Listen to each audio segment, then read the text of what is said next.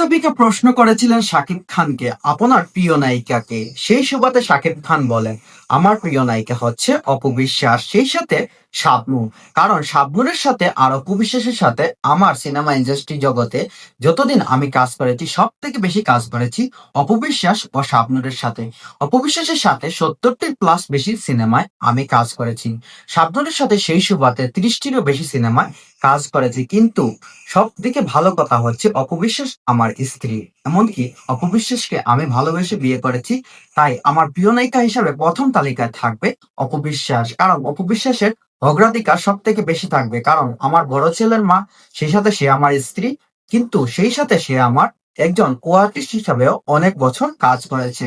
হয়তো একটা দ্বন্দ্বের কারণে এখন আর আমাদের একসাথে দেখা যাবে না।